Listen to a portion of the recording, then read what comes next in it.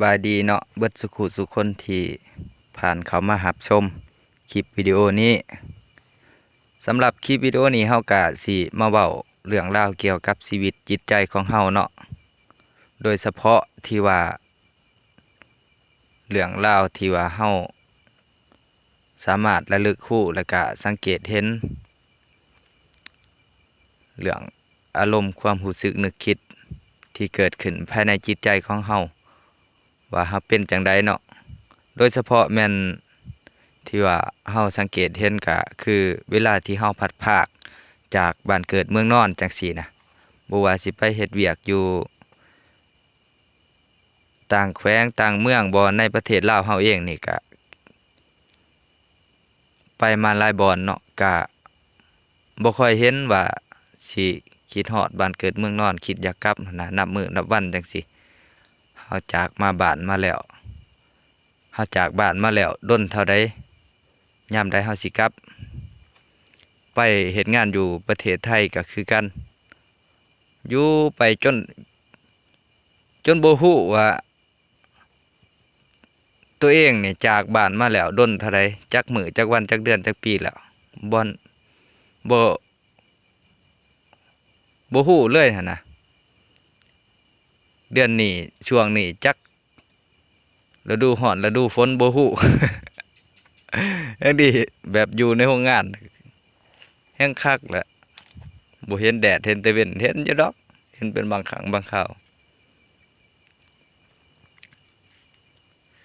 หมู่เพื่อนที่ว่าไปนำกันน่ะเขาสินับมื้อนับวันเฮาจากบ้านมาแล้วดนเท่าใดจักมื้อแล้วนับไม่แต่เว้าเรื่องราวเกี่ยวกับเดือนนั้นเดือนนี้งานบุญบ้านเฮาจังซี่จังเว้าไปเขามาแล้วก็พากันคิดไปแนวทางเดียวกันแหละอยากกลับบ้าน ยั่วเจ้าของกลับบ้านสำหรับเฮานี่แบบว่าเฮาไปแล้วก็ส่วนหลายก็สิมักมีหมู่เพื่อนแบบผู้หญิงผู้ชายบ่คนไทยเฮาก็แบบว่าส่วนหลายเขาสิเข้ามาเว้ามาล้มมาไถ่ถามจังซั่นจังซี่หันนะเป็นจังใดแนวใดเฮาก็ได้ตอบได้เว้าได้โอ้ล้มกับเขาเป็นหมู่เป็นเพื่อนกันก็ใช้ชีวิตลักษณะว่าอยู่ไปวันๆหั่นแหละอยู่ใช้ก็อยู่คือบ้านเกิดเมืองนอนของตัวเองจังซี่บ่ได้คิดฮอดบ้านบ่ได้นับมื้อนับวันว่าโอ้เฮาจากบ้านมาแล้วดนนานเท่าใดยามใดเฮาสิกลับ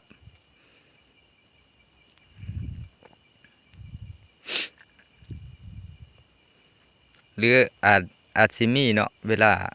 แบบว่าบางอารมณ์หั้นนะบางครั้งบางคราวบัดใดรู้สึกท้อแท้ก็ส่วนหลายเฮาก็สิติดเรื่องอาหารการกินเนาะบ่ว่าสิไปอยู่ในเขตในเมืองใหญ่บ่ในตัวเมืองจังซี่เรื่องอาหารการกินเฮาก็บ่ชินปานใดหั้นนะของกินบ่ถูกปากปานใดเพราะว่าเพิ่นเฮ็ดก็บ่เผ็ดรสมันบ่ถึงใจคือเฮาเคยกินในบ้านในเรือนของเฮาหั่นนะเฮาเคยกินเผ็ดจังซี่อย่างกินพวกทอดจังซี่แกงแบบว่าบ่เผ็ดจังซี่เฮาก็โอ้ คิดเห็นว่าพอเฮากินเผ็ดแล้วก็ส่วนหลายก็บ่ค่อยได้กินน้ำมันหั่นนะประเภทน้ำมันพืชนี่แทบสิบ่มีเลยในเรือนครัวนี่ส่วนหลายเฮาสิคิดถึงบ้านเกิดเมืองนอนก็คือส่วนหลายก็สิคิด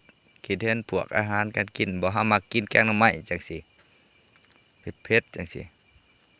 คืออยู่ประเทศไทยก็คันเฮาไปซื้ออาหารการกินด้วยตัวเองเฮาก็ส่วนหลายก็สิไปเลือกซื้อกินอาหารอีสานบ่แกงหน่อไม้จังซี่แกงเห็ดจังซี่ตำเห็ดจังซี่ตำบักหุ่งก็ดนๆเทื่อก็บ่มักปานใด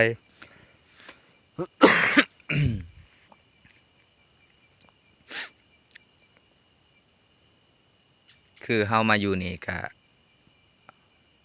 ใกล้บ้านเติบเนาะคันย่างแบบบ่หยุดพักเลยก็สิประมาณมื้อหนึงกับครึ่งพุ่นแหละจังสิฮอด30ปลายกว่ากิโลเนาะประมาณนั้น30ปลายลักเกือบ40ลักนั่นแหละนี่เฮาก็ใช้ชีวิตส่วนหลายก็อยู่ผู้เดียวหั่นแหละอาศัยอยู่ในหนองสระพ่อเฒ่าเพิ่นปลายนาก็ใกล้จากทุ่งนาเพิ่นหลายเติบเนาะย่างโดนเติบจังสิฮอดทุ่งนาเพิ่นก็เฮาเคยเว้ากับเพิ่นไว้ว่าเฮามาเห็นหนองสระเพิ่นในป่าเนาะในกกมีกกม่วงมีหยังเฮาก็บอกว่ามัก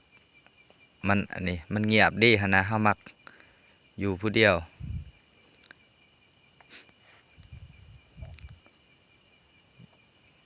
ใช้ชีวิตอยู่ป่าหั่นแหละว่าซั่นซะเพิ่นก็ยินดีเนาะอนุญาตให้มาเฮ็ดปลูกตูบไม้อิหยังเพิ่นก็ว่าบ่อึดหั่นแหละตัวใดใช้ได้ก็ไปหาเก็บเอาหั่นแหละแถวทุ่งไร่ทุ่งนาเพิ่นแหละไม้เขาเฮ็ดเป็นเส้นแล้วนะเฮ็ดกะไฟอันนี้กะไฟโซลาร์เซลล์นี่เพิ่นก็เอามาให้ใช้อันหนึงของพ่อเฒ่าผู้เจ้าของที่ดินนี่แหละเนี่ยเราก็สิอยู่มืดไฟนี่กะจักหน่อยกะเบิดละไต่ได้อยู่ประมาณชั่วโมงปลายๆหรือว่า2ชั่วโมงนี่แหละกะมันก็ไฟก็สิตกแล้วกะคันว่าไต่ต่อไปมันก็ดับเลยนี่มัน4ขีดตอนนี้ก็เหลือ3สถานที่มองนี้เฮาก็ตอกไว้ให้เอาแป้นมาปูเฮ็ดห่านไว้ให้พ่อเฒ่าเพิ่นได้นั่งพักผ่อนกินข้าวกินน้ำเวลาเพิ่นมาให้มาหน้าเนาะมาฮดเครื่องปลูกของฟังเพิ่นบ่อนนอนของเฮากับพุ่นแหละบ่อนมืดๆพุ่นแหละห่มมักม่วงนี่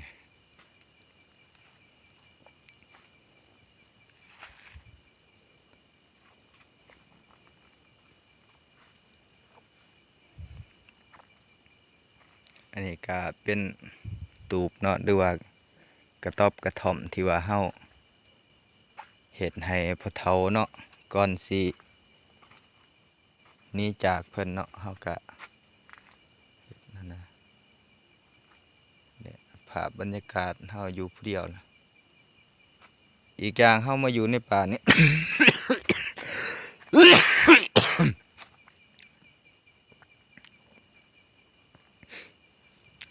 เอามาอยู่คนเดียวใน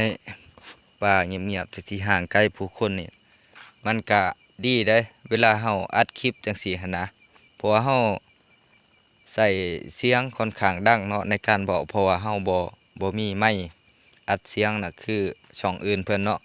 เฮาก็ใส่เสียงของเฮานี่แหละกับไมค์ที่ว่าติดมากับโทรศัพท์เฮานี่แหละเว้าโป่งๆๆโลดแหละมันเงียบแน่คันว่าบ่มีลมพัดนี่ก็ค่อนข้างสิเงียบ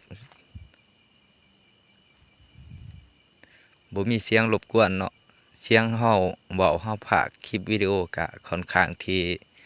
สิชัดเจนเนาะ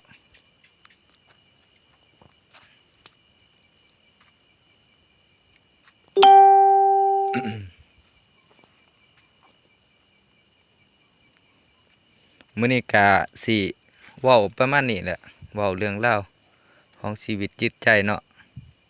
เว้าเรื่องราวที่เคยประสบพบเพาะที่เกิดขึ้นในอดีตของเฮาหั่นนะการมาการไปของเฮา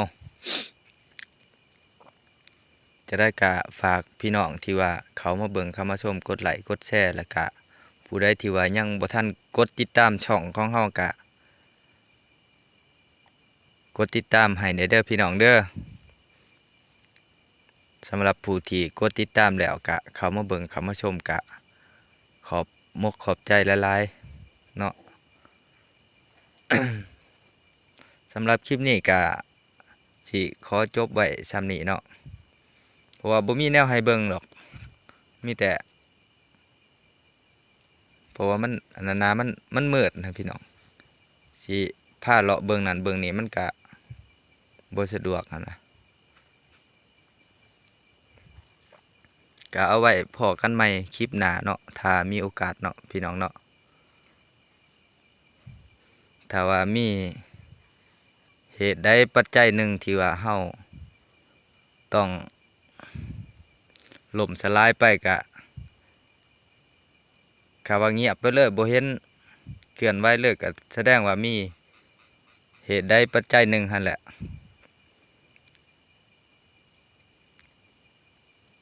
ก็ถือว่าเฮา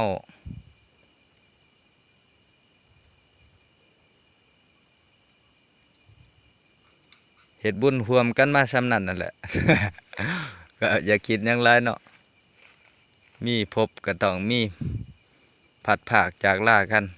เป็นเรื่องปกติเป็นเรื่องธรรมดาเนาะกะเรื่องของอนาคตเฮากะเว้าไปมันกะอยู่ในกฎของความบ่แน่นอนหั่นแหละมีแต่ตั้งว่าบ่แน่ดีที่สุดแล้วก็ถูกต้องเป็นกลางเนาะ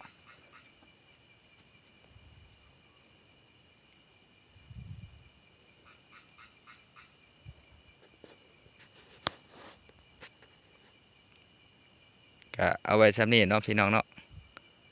พอกันใหม่คลิปหน้าสำหรับคลิปนี้ก็ขอกล่าวคำว่าสบายดี